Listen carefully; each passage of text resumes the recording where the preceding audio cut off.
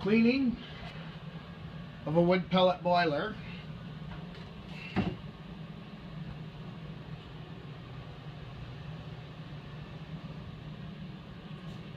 Step one is going to be to remove the lid. I'm going to shut off the camera and remove this lid here. Set that down out on a little off of the way. Now we have to lift this lid off to get in our exhaust area.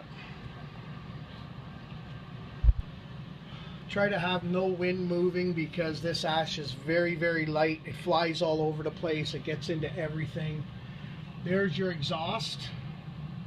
So as you can just well imagine, your chimney is also about half filled with this style of ash. So we're going to get a shop vac or soot vac. Sorry, don't use a shop vac on this. You must use a soot vacuum. It's a specialty vacuum that's made for picking up soot and fine particles. Do not use your regular vacuum, you will destroy it. But this has been about 3 months, 4 months of running. Still not sure what that blue ash is. That could be quality of the pellets. But this is step one. Now that you have this open, get it all clean. And I'll come back to you once I do get it cleaned. About how deep this ash can get. Let's go right down right here.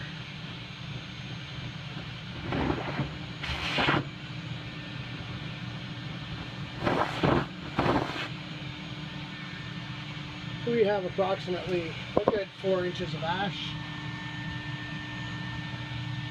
These are the little self-cleaning tubes.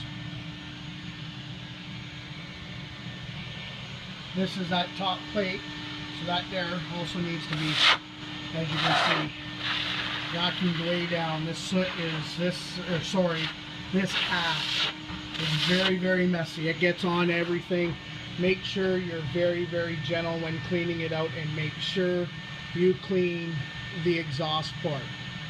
That is going to mess up with your fan, and it's also going to send this stuff straight up your chimney. This stuff is being sucked up and thrown into the chimney.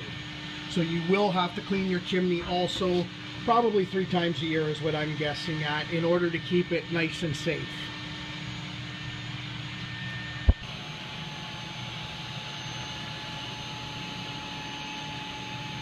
Now we remove that inner plate.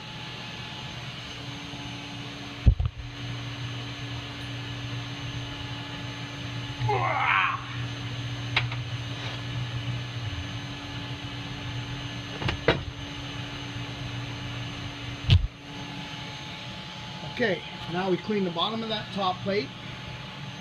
All this scale has to come off of there, right? And then we get into the nitty-gritty in the bottom here. And again, that's 3 to 4 months of run time. So I'll get vacuuming on this, get it all cleaned up. I'm trying to keep all the parts within the center so all the ash does fall to the bottom.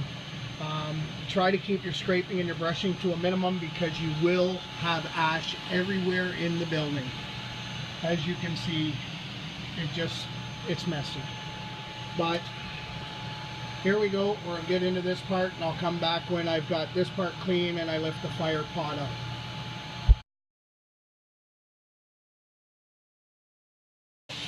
Looking into the bottom of this piece of equipment, I have that top plate clean. Let me get a light on here. So, now what you got to do is get this all clean. Vacuum all that down, scrape all that down, get all that ash on the bottom, and then we get down into the burner plate. This here is the fire pot.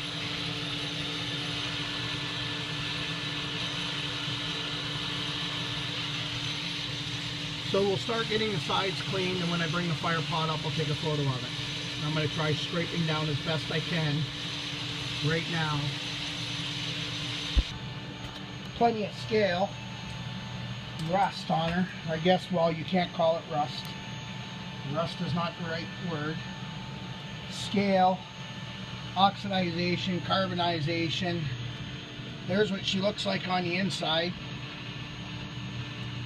and the manufacturer does not want you using a wire brush on this. I have no idea how they expect you to clean this, but we have no choice but to get her clean. I have a new one that I will be putting in place, and we'll be sending this one out to get it cleaned. Like I said, they recommend not using a wire brush on it, so we're going to send this out to have it cleaned, and I'm going to put a new one in. As far as what I can tell you to do with yours, that's something you'll have to experiment with. And then let's take a look in the bottom here, and there's what we're left with. Still got to get the burner plate, the air tubes all clean, get all that ash cleaned out of the bottom half of her, brush it down. Make sure you're wearing dust masks. Have your vacuum running to try to take up the excess ash, because like I said, this ash is very, very fine. As soon as you touch it, it goes airborne. Make sure you're taking all precautions so that you're not breathing in ash, dust. They call this, the manufacturer calls this fly ash. So again, just take very extreme caution when working with this stuff.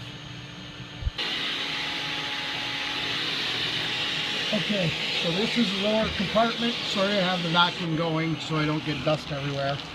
So now what we want to do is we want to get this all cleaned up. Now, since this is only a mid-annual cleaning, I won't be pushing the tubes. I'll punch the tubes for our annual cleaning. This is just our second cleaning for the year.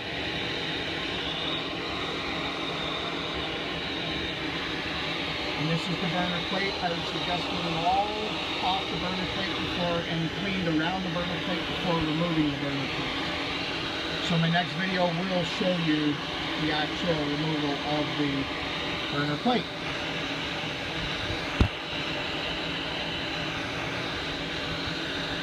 Taking out the ash bottom plate here, there's a plate that stands about yay high.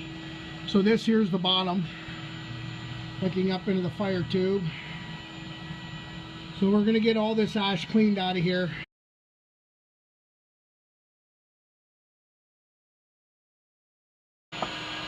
Get back down into position here.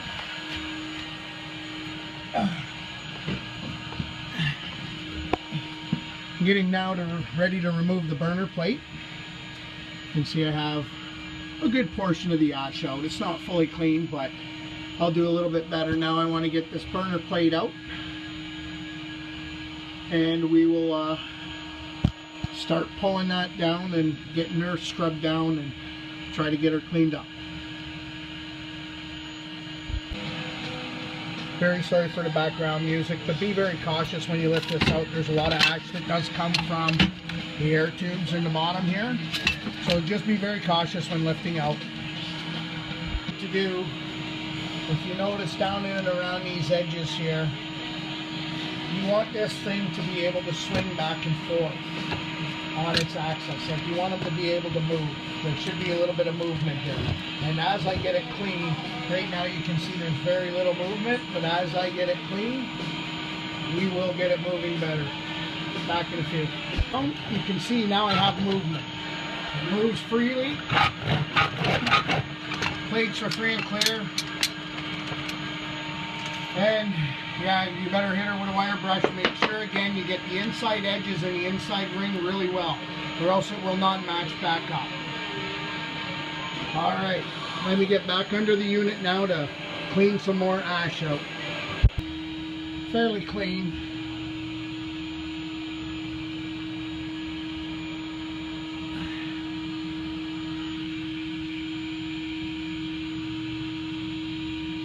And we're ready to reassemble.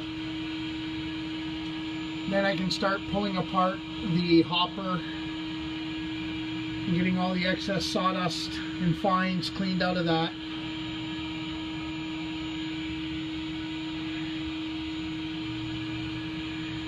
Now you'll notice my tubes here, and here, they've all been vacuumed.